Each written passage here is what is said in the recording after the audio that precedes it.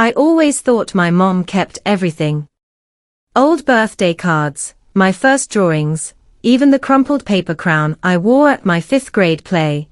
She was sentimental like that. Our attic was like a time capsule of my childhood. Whenever I felt lost, I'd sneak up there, open one of those dusty boxes, and remember who I was before life got complicated. But a few months ago, when I climbed up there on a rainy Saturday, one of the boxes was gone. The one labeled Ethan, elementary years. At first, I didn't think much of it. Mom had been doing her declutter phase again. She'd gotten into minimalist YouTube videos and spent her weekends tossing stuff into donation bins. Still, something about that missing box felt wrong. That box had my old journals, the baseball I'd caught at my first game, even the family photo from my 10th birthday where Dad was still smiling. I called down the stairs. "Mom? Did you move one of my boxes from the attic?" She didn't answer right away. Just the sound of running water in the kitchen sink. When she finally spoke, her tone was light, too light. "Oh, I might have reorganized some things. You know, making space." That word, reorganized, stuck in my head. Because when I looked closer, I realized more was missing. The middle school box was half empty. The Polaroid album from our family trip to Yellowstone was gone too. That night, I couldn't sleep. I kept scrolling through my phone, trying to shake it off. Maybe she'd moved it to storage. Maybe she donated it by mistake. But then I saw something that made my stomach drop. While aimlessly browsing online, I stumbled onto a vintage marketplace, one Mom used to buy old furniture from. Only this time, something familiar caught my eye. It was a photo. Me? 6 years old, missing front teeth, holding that same baseball from my first game. The listing title read, "Vintage Family Photo Collection, 90s Childhood Nostalgia, Authentic Prints, Price, $45.99. I stared at the screen, frozen.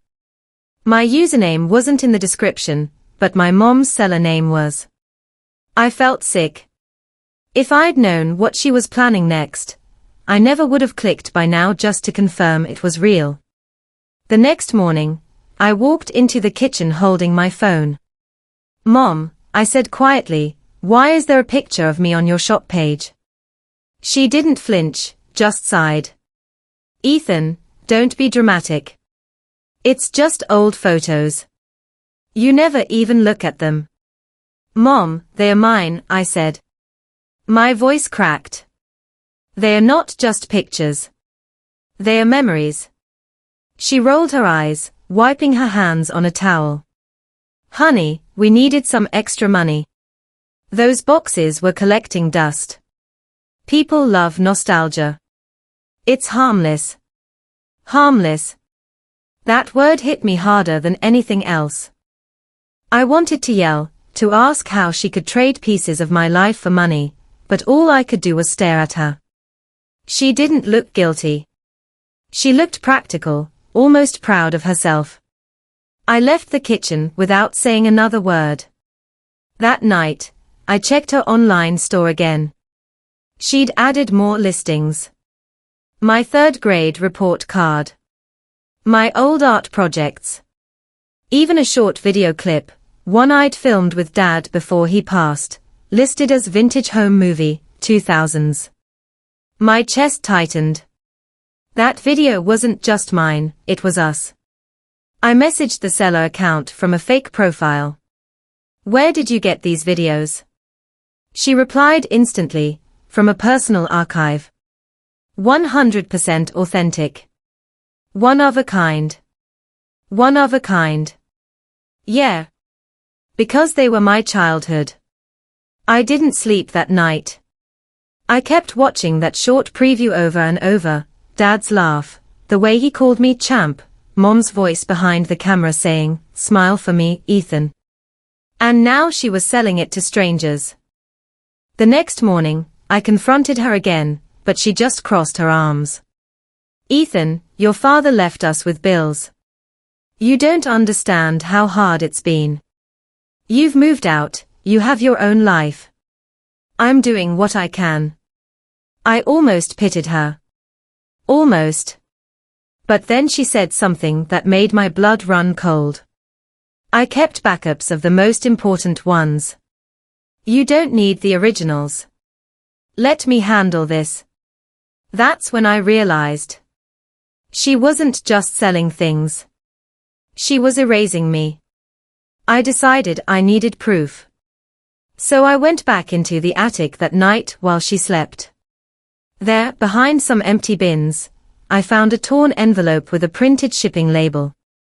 The buyer's address was in another state. And next to it, a handwritten note from Mom that said, "Thank you for supporting my small business. Each photo tells a story of love and family." Love and family.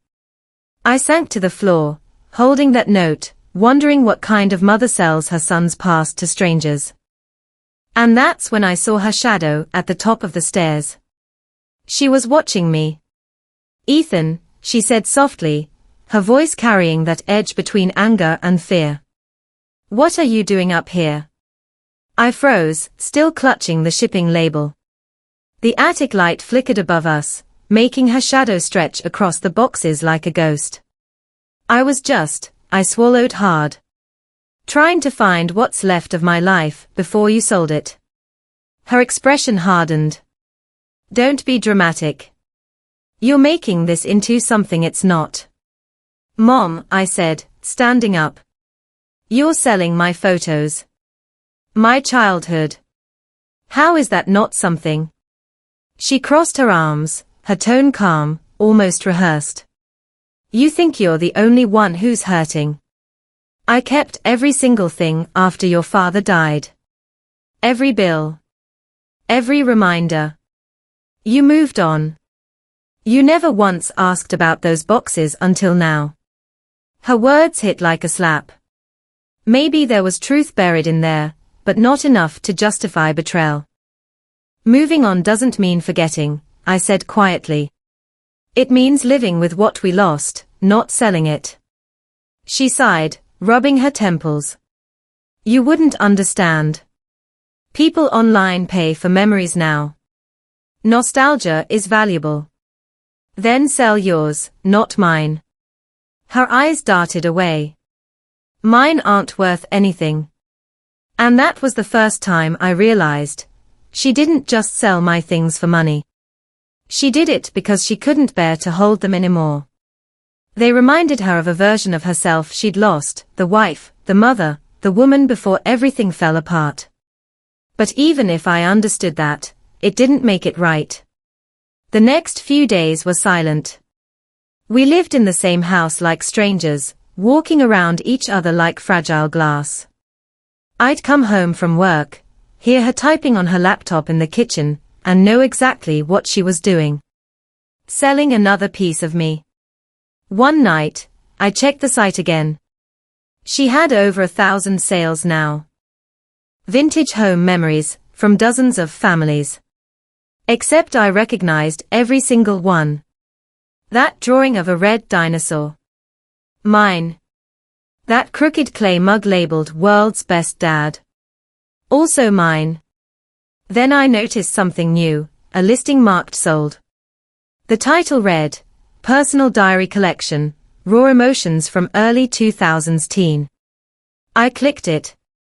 The preview image was a notebook, blue cover, frayed edges, the one I used in 9th grade. My chest went cold. That diary had my entire teenage life, my crush on a girl named Emma, my fight with Dad before he passed, every secret I'd never told anyone. Gone. Sold. I slammed my laptop shut. My heart pounded so hard it hurt. The next morning, I went to her room without knocking. "Where's my diary?" I demanded. She looked up from her computer, startled but composed. "Ethan, I told you, those were old." "No, don't do that," I snapped. "Don't pretend this is normal. You sold my diary. That's not decluttering, that's betrayal. Her jaw tightened. You don't get it. People read those and write to me saying they cried. They relate to you. Your words are helping people. I couldn't believe what I was hearing. My words were private. That wasn't your story to tell. Her face softened for just a second. Maybe not. But they saved me, Ethan. Every sale. Every message. It reminded me I wasn't invisible anymore. That broke something inside me. Because beneath her selfishness, I saw desperation. A lonely widow trying to feel seen again, even if it meant betraying her son. But understanding her didn't make the pain go away. That night, I stayed in my room, scrolling through comments on her listings. People were calling her the memory merchant. They adored her. One comment read, "Your collection reminds me of my own childhood. Thank you for sharing such beautiful memories."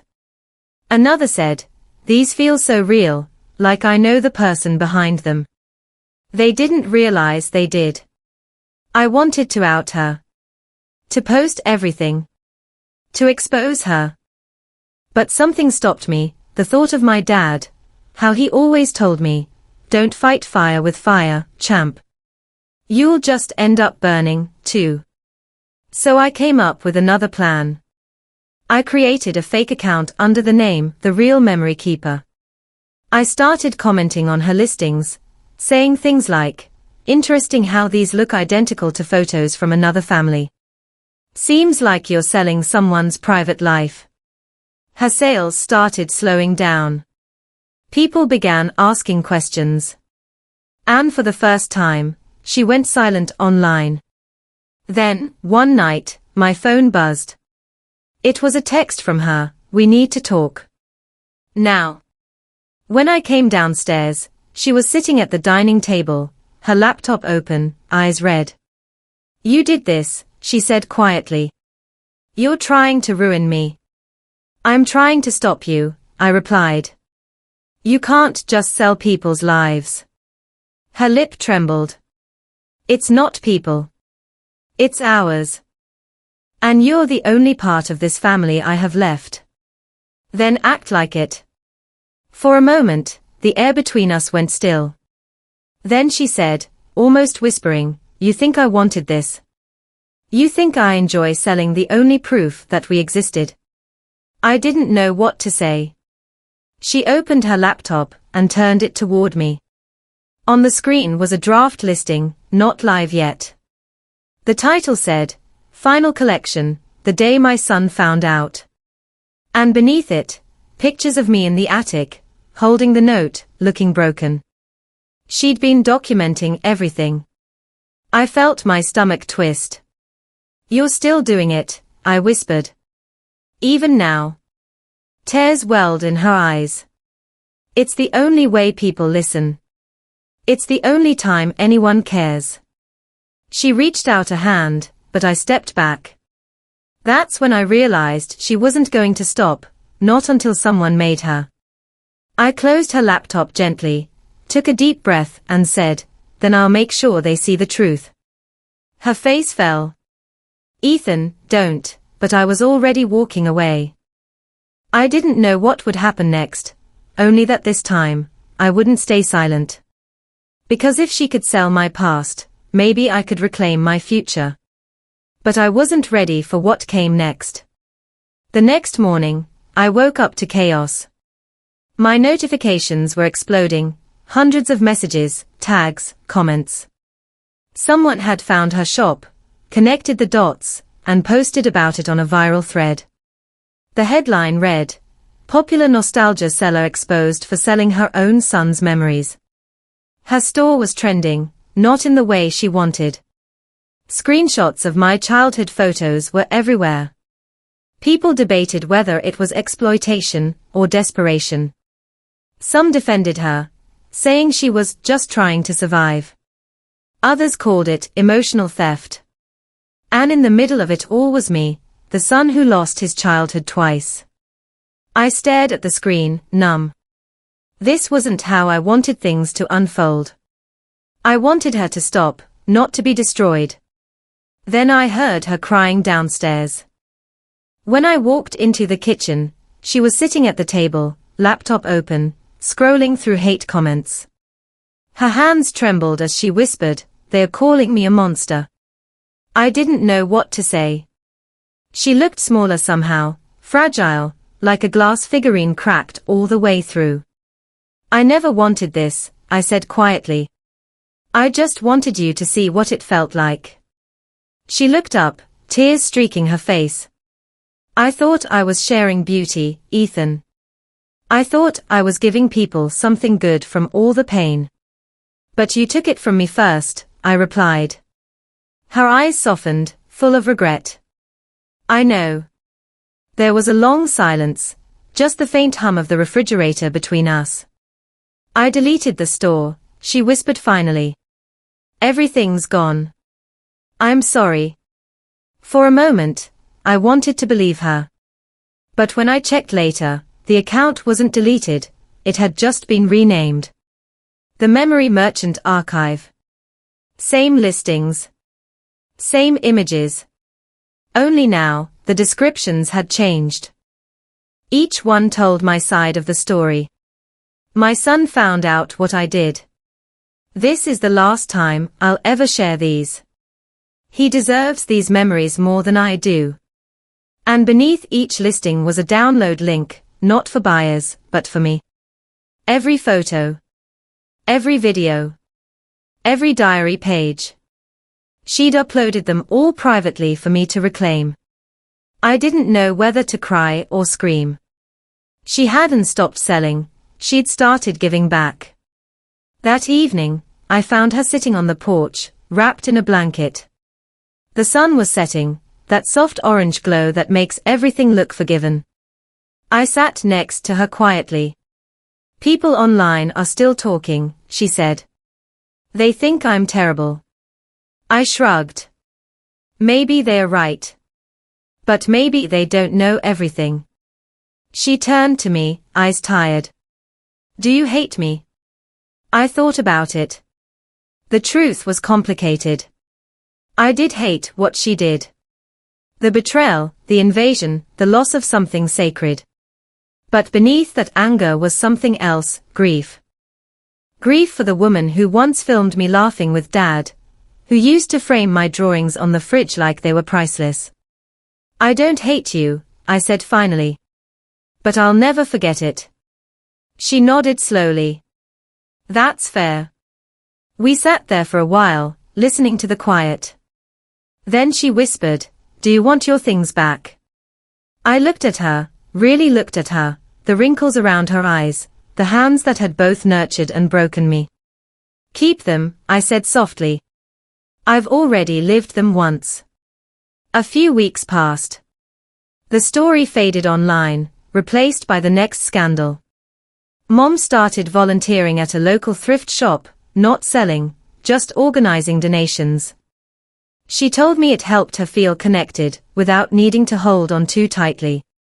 One afternoon, she left a small box at my apartment door.